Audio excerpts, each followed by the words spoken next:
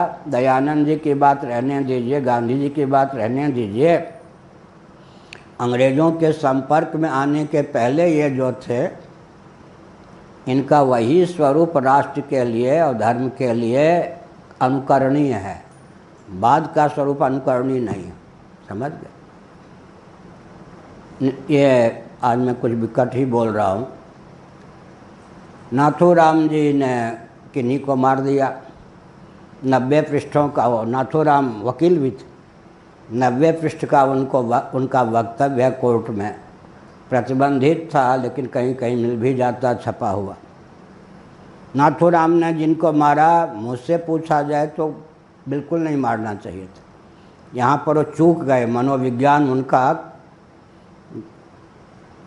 काम नहीं कर रहा था। उन्होंने सोचा अमुक व्यक्ति को मार देने पर अंग्रेज़ों की कूटनीति भारत में मर जाएगी।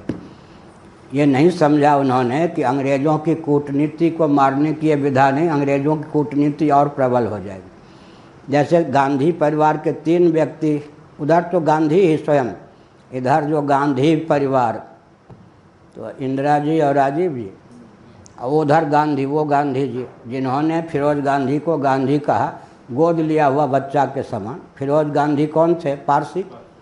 गांधी जी ने कहा तुम मेरे बच्चे हो एक प्रकार से, इसलिए गांधी सरनेम गांधी जी ने फिरोज जी को दिया, वो पारसी थे। तो गांधी जी, इंदिरा जी और राजीव जी 3 न मारे गए होते तो कांग्रेस इतनी बुलंद नहीं होती, भारत की दशा नहीं होती। जिन्होंने इनको मारा उन्होंने समझा था कि इनको मार देने पर राजनीति का शोधन हो जाएगा, मनोविज्ञान में त्रुटि, सहानुभूति और जम गई लोगों को, गांधीवाद के प्रति, इंदिरावाद के प्रति, परिवारवाद के प्रति लोगों की सहानुभूति और हो गई।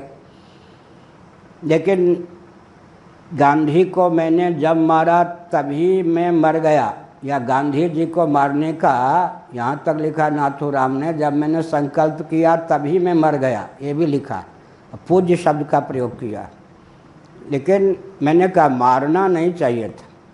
अंग्रेज़ों की कूटनीति को विफल करने के लिए मनोवैज्ञानिक तथ्यों पर उनको अच्छी प्रकार विचार करना चाहिए था। उन्होंने यह भी कहा कि मेरे पीछे कोई वर्ग, बिरादरी, रिश्तेदार, नातेदार नहीं है, मेरे व्यक्तिगत मस्तिष्क की सूझबूझ है। लेकिन मारने में हेतु दिया कि गांधी जी का जो 2 रूप है, एक वो रूप जो राष्ट्रभक्त, अंग्रेज़ों से संघर्ष करने वाला, दूसरा रूप जो उनके अनुकूल सारे अभियान को क्रियान्वित करने वाला। मैं उस गांधी जी को नहीं मानता जो अंग्रेज़ों के प्रभाव में आकर और भारत के लिए अभिशाप सिद्ध हो रहे। मैं उस गांधी को मानता हूँ पूज्य, जो गांधी पहले थे। ये नाथूराम जी के वक्तव्य 90 पृष्ठों में हैं।